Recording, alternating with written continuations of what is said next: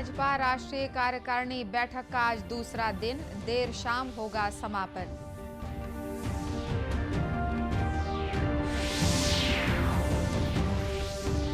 मुख्यमंत्री भूपेश बघेल कोरिया जिले के बैकुंठपुर विधानसभा में भेंट मुलाकात कार्यक्रम में हुए शामिल।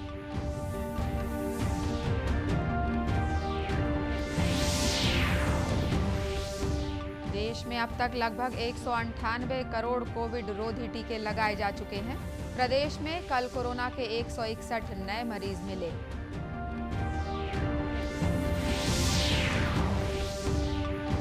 और महिला सशक्तिकरण के संदेश के साथ बिलासपुर में हुआ वॉकथॉन का आयोजन।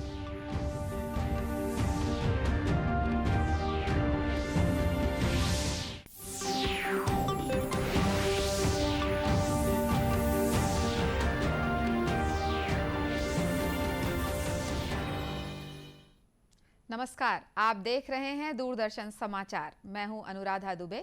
अब समाचार विस्तार से। करीब 3 वर्ष के अंतराल के बाद भाजपा की राष्ट्रीय कार्यकारिणी की बैठक आज देर शाम हैदराबाद में संपन्न हो रही है। इस बैठक के पहले दिन कल आर्थिक प्रस्ताव में प्रधानमंत्री नरेंद्र मोदी के दृष्टिकोण और गरीबों के लिए कोविड महामारी के दौरान शुरू की गई विभिन्न कल्याणकारी योजनाओं की प्रशंसा की गई। इस आर्थिक प्रस्ताव में खास तौर पर गरीब कल्याण योजना, जनधन योजना और कृषि सम्मान निधि योजना की सराहना की गई। प्रधानमंत्री नरेंद्र मोदी समापन सत्र को संबोधित करेंगे। इससे पहले कल बैठक में देश को एकजुट करने और हर घर तिरंगा कार्यक्रम को सफल बनाने के लिए एक बड़ा आंदोलन खड़ा करने पर चर्चा की गई। चुनाव वाले राज्यों में संगठन को मजबूत करने पर बात हुई तो बूथ स्तर पर कमेटियों को सशक्त बनाने और पन्ना प्रमुखों को सक्रिय करने पर चर्चा की गई। पार्टी अध्यक्ष जेपी नड्डा ने पन्ना प्रमुखों की महत्ता का जिक्र करते हुए कहा कि संगठन के जितने कार्यक्रम हैं उनमें पन्ना प्रमुखों का महत्व सर्वाधिक है। इन पर ही चुनावी जीत का दारोमदार टिका हुआ होता है। भाजपा अध्यक्ष ने बैठक में कहा कि बूथ अध्यक्ष और बूथ कार्यकर्ताओं से संपर्क साधना हमारे लिए बहुत महत्वपूर्ण है, क्योंकि वही कार्यकर्ता हैं जो वास्तविकता में इलाके में फैलकर हमारी बात को सबके सामने रख सकते हैं।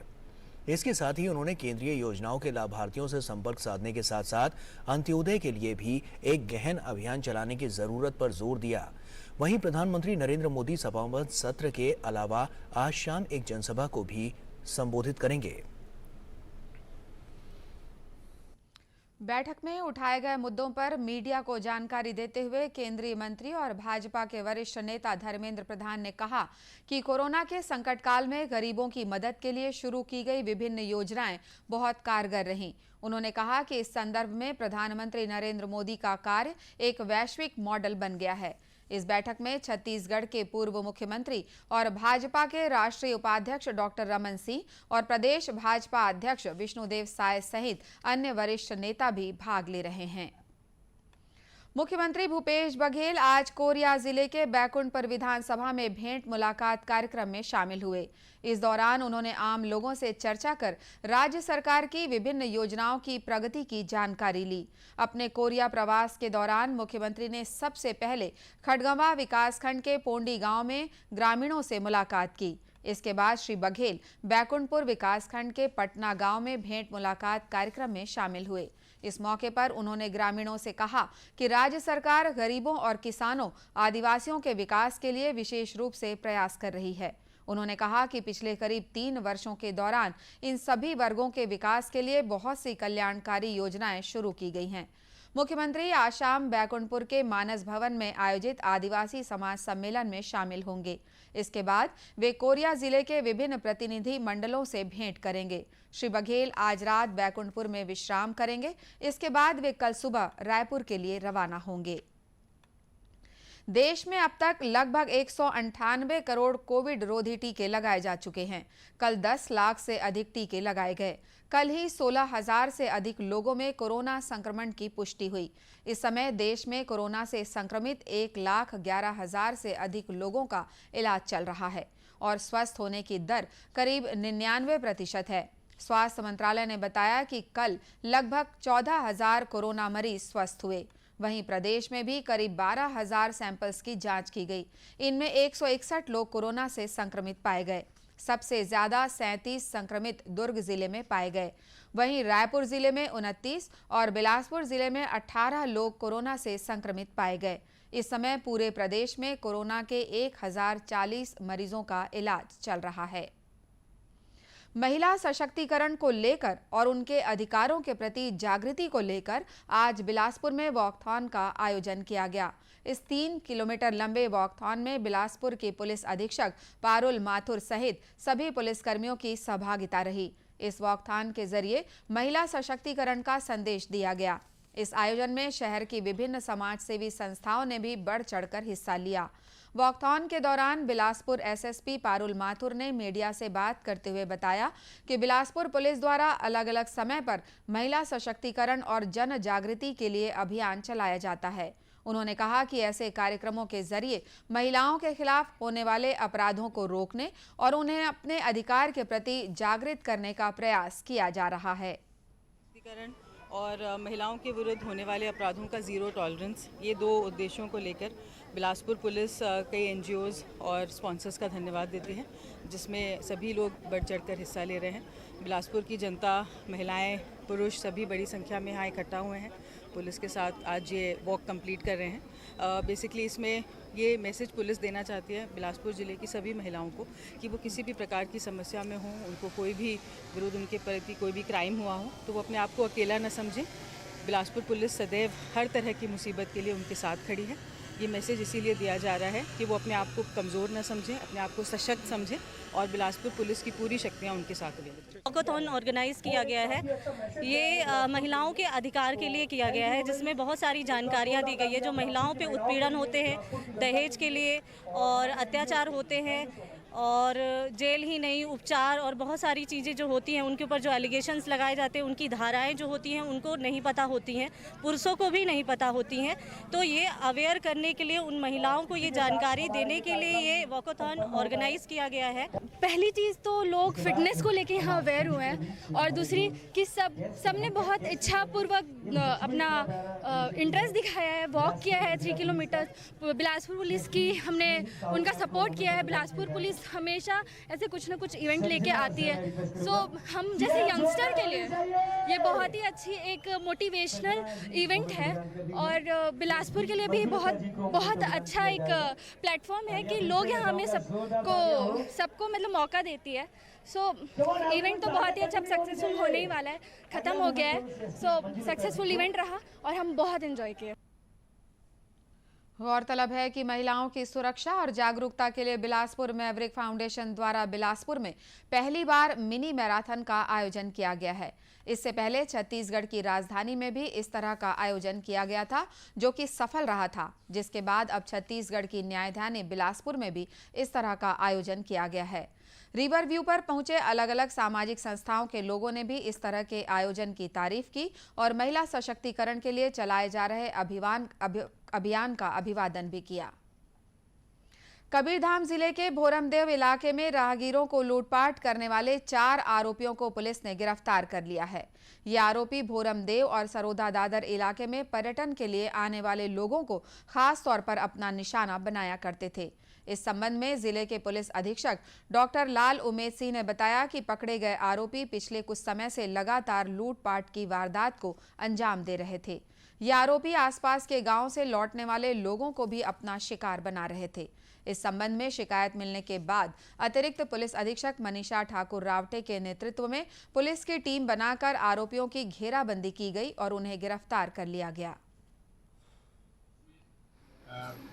कुछ लोग जो भोरमदेव मंदिर में दर्शन करने गए थे तो वहाँ से सरोदा की ओर आ रहे थे, तो रामपुरा मंदिर के पास में 2 मोटरसाइकिल चालकों के द्वारा उससे रोक करके 2000 रुपये के लूट किया गया था।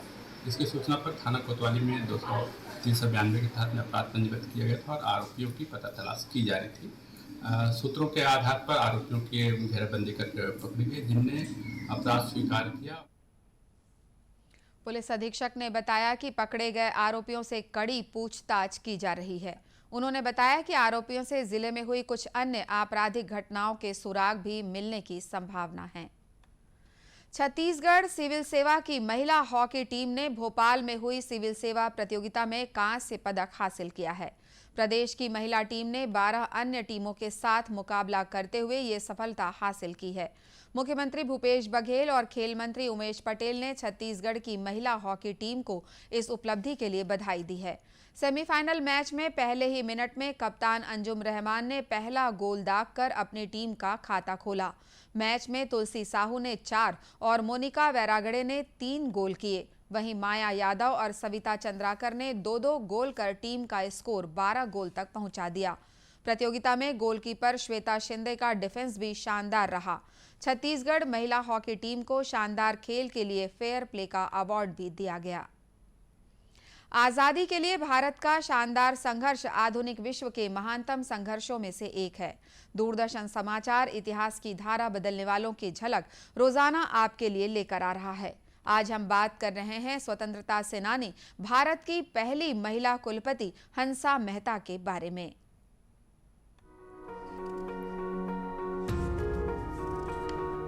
आज की इस कड़ी में हम राष्ट्रवादी हंसा जीवराज मेहता का स्मरण कर रहे हैं। उनका जन्म 3 जुलाई 1897 को गुजरात के सूरत में हुआ था।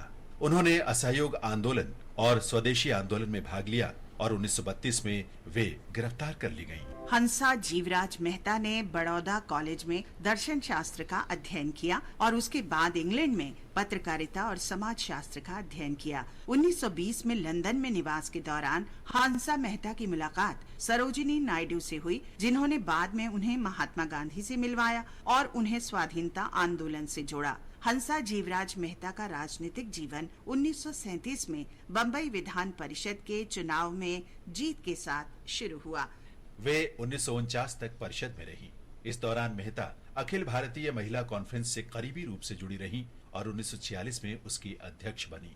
अध्यक्ष के रूप में कार्यकाल के दौरान उन्होंने भारतीय महिलाओं के अधिकारों और कर्तव्यों के चार्टर का मसौदा तैयार किया।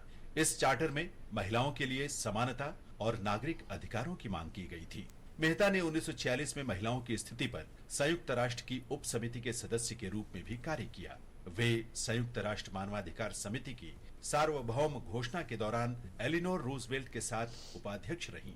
मेहता मुंबई में श्रीमती नाथीबाई दामोदर ठाकर से विश्वविद्यालय में नियुक्ति के साथ भारत में पहली महिला वाइस चांसलर बनी। हंसा मेहता बम्बई से संविधान सभा के लिए निर्वाचित हुई, जहां उन्होंने महिलाओं के अधिकारों के पक्ष में मजबूती से तर्क रखे और समान नागरिक संहिता और आरक्षण पर बहस में हस्तक्षेप किया। मेहता संयुक्त राष्ट्र मानवाधिकार आयोग के लिए भारतीय प्रतिनिधि थी। उन्होंने मानवाधिकारों की सार्वभौम घोषणा के अनुच्छेद 1 में महत्वपूर्ण भूमिका निभाई और अधिकारों को समावेशी बनाने में योगदान दिया। सभी पुरुष स्वतंत्र और समान रूप से जन्मे हैं, इस वाक्य को बदलकर सभी मनुष्य स्वतंत्र और समान रूप से जन्मे हैं, ये करने का श्रेय भी हंसा मेहता को ही है।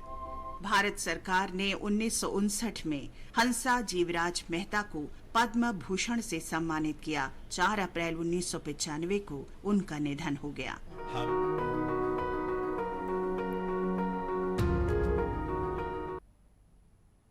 दूरदर्शन केंद्र रायपुर से प्रसारित होने वाले प्रादेशिक समाचार को आप YouTube पर भी देख सकते हैं।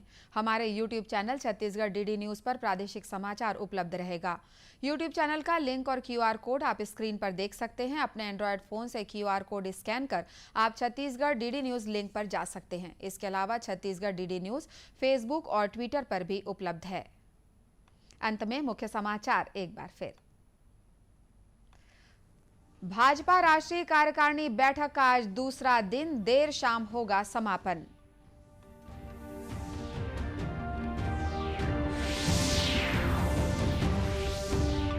मुख्यमंत्री भूपेश बघेल कोरिया जिले के बैकुंठपुर विधानसभा में भेंट मुलाकात कार्यक्रम में हुए शामिल।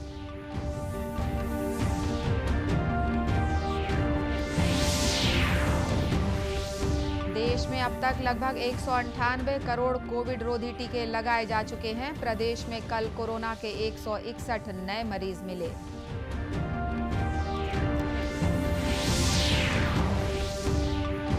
और महिला सशक्तिकरण के संदेश के साथ बिलासपुर में हुआ वॉकथॉन का आयोजन। इसी के साथ ये समाचार बुलेटिन समाप्त हुआ। नमस्कार।